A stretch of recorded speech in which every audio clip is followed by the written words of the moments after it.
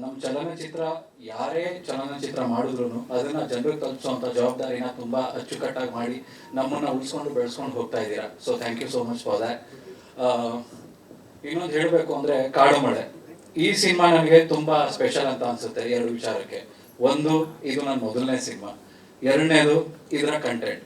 ಇದ್ರ ಕಾಂಟೆಂಟ್ ಎಷ್ಟು ಫ್ರೆಶ್ ಆಗಿದೆ ಅಂದ್ರೆ, ನಾನು ಈ ಕಥೆನ ಫಸ್ಟ್ ಸಮರ್ಥ ಸರ್ ಹೇಳಿದಾಗ ನನ್ನ ಫಸ್ಟ್ ಮನ್ಸಲ್ಲಿ ಅನ್ಸಿದೆ ನಾನು ಇದ್ರಲ್ಲಿ ಒಂದು ಪಾರ್ಟ್ ಆಗ್ಬೇಕು ಅಂತ.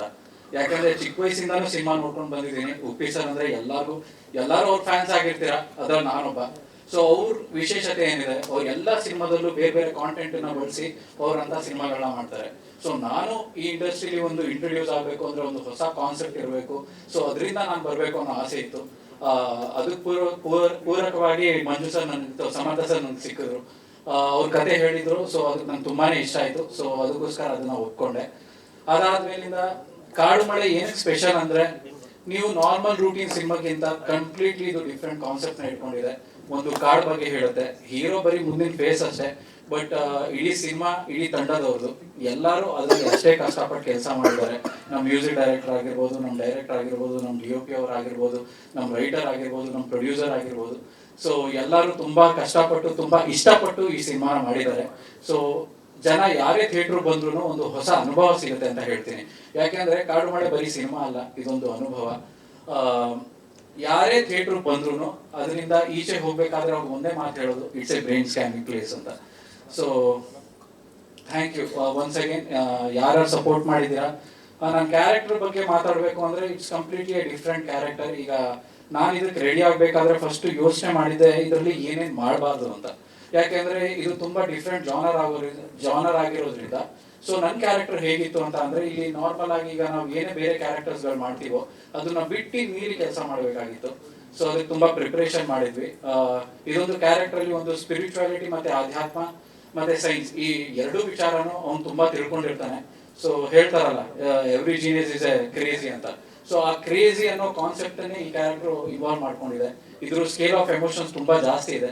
ಸೊ ನನ್ಗೆ ತುಂಬಾ ಎಕ್ಸ್ಪ್ಲೋರ್ ಮಾಡಕ್ ಸಿಕ್ತು ಈ ಕ್ಯಾರೆಕ್ಟರ್ ಅಲ್ಲಿ. ಸೊ ತುಂಬಾ ಖುಷಿ ಆಗಿದೆ. Thank you so much once again. Training ಅಂತ ಏನಿಲ್ಲ ಅಂದ್ರೆ, ನಮ್ಮ ತಾತ ಇದ್ರು, ಅವರು ಎಲ್ಲಾ ಕಡೆನೂ ನಾಟಕಗಳನ್ನ ಹೇಳ್ಕೊಡ್ತಾ ಇದ್ರು. ಸೊ ಅವ್ರ ಜೊತೆ ನಾನು ಚಿಕ್ಕವರಿಂದಾನು ಬೆಳ್ಕೊಂಡು ಬಂದಿದ್ದು. ಸೊ ಅವ್ರನ್ನ ನೋಡ್ತಾ ನೋಡ್ತಾ ನೋಡ್ತಾ ನಾನು ಒಂದು ಅದ್ರಲ್ಲಿ ಒಂದು ಪಾತ್ರ ಆಗ್ಬೇಕು ಅಂತ ಅಂದ್ರೆ, ನಾನು ಒಂದು ಕ್ಯಾರೆಕ್ಟರ್ ಮಾಡ್ಬೇಕು, ಹೀರೋ ಆಗ್ಬೇಕು ಅನ್ನೋ ಆಸೆ ಇತ್ತು. ಸೊ ಅದಕ್ಕೆ ವರ್ಕ್ ಮಾಡ್ಕೊಂಡು ಬಂದೆ. ಅದಾದ್ಮೇಲೆ ಇದು ಮಾಡಿದ್ದು ಸರ್. ಜಿ ಕನ್ನಡ ನ್ಯೂಸ್ ಈಗ ನಿಮ್ಮ ಮನೆಯಲ್ಲೇ ನೋಡಿ. ಎಲ್ಲ ಕೇಬಲ್ಗಳಲ್ಲಿ ಈಗ ಲಭ್ಯ.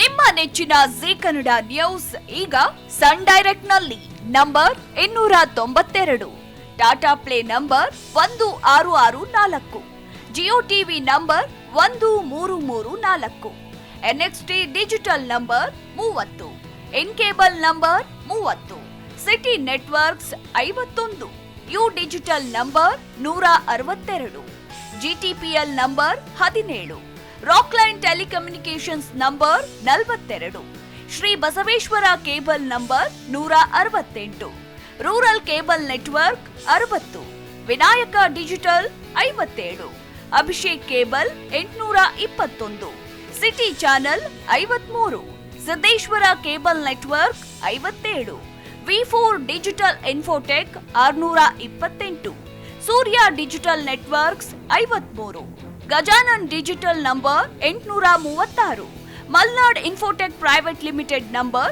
56, Metrocast number 830, Victory digital number 167ರಲ್ಲಿ ನೋಡಿ ಆನಂದಿಸಿ.